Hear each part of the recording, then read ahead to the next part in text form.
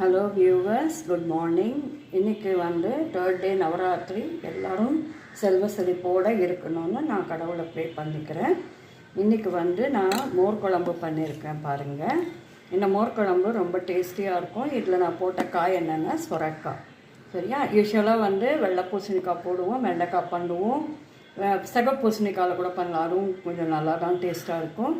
இதுக்கு வந்து நான் ஊற வச்சது வந்து 1 ஸ்பூன் துவரம்பருப்பு, 1 ஸ்பூன் கடலைப்பருப்பு, 1/2 ஸ்பூன் அரிசி போட்டுக்கோங்க. ஏன்னா இது எல்லாமே திக்னஸ் கொடுக்கறது தான். நிறைய போட்டோன்னாக்க அதுக்கப்புறம் அது டைலட் பண்ணுறது ரொம்ப கஷ்டம். அதனால் வந்து எல்லாம் கொஞ்சம் கொஞ்சம் போட்டுக்கோங்க. அப்புறம் ஒரு பச்சை மிளகா, கொஞ்சோண்டு இஞ்சி, ஒரு காஞ்ச மிளகா, கொஞ்சோண்டு ஜீரகம். ஓகேவா? இது போட்டுக்கோங்க.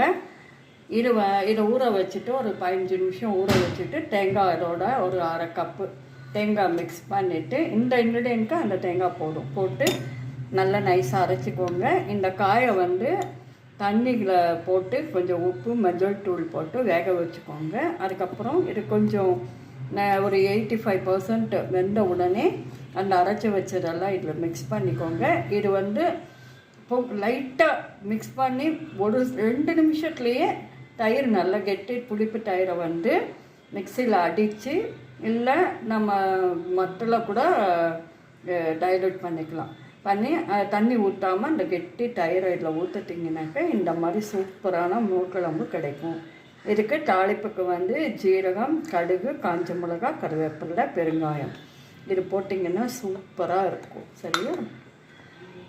இதுக்கு மேட்சிங்காக வந்து பார்த்திங்கன்னாக்கா காரக்கறி தான் நல்லாயிருக்கும். இது வந்து குடமிளகா அப்புறம் கத்திரிக்காய் போட்டு காரக்கறி பண்ணியிருக்கேன். யூஸ்வலாக வந்து பொடி அரைச்சி பண்ணுவேன். இன்றைக்கி வந்து கொஞ்சம் தான் பண்ண போகிறேன்றதுனால நான் பொடியெல்லாம் அரைக்கலை.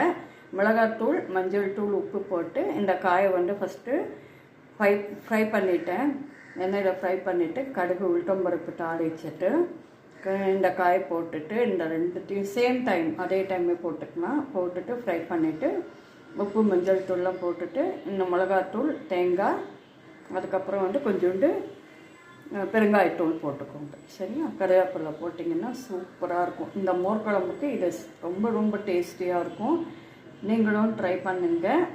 டேஸ்டியாக சமைச்சு நம்ம ஃபேமிலிக்கு ஃபீட் பண்ணும்போது நமக்கு அதில் இருக்கிற சந்தோஷம் வேறு எதுலேயுமே கிடையாது. எல்லோரும் சந்தோஷமாக நல்லா இருக்கணும். நான் கடவுளை ப்ரே பண்ணிக்கிறேன். தேங்க்யூ ஃபார் யுவர் வாட்சிங்.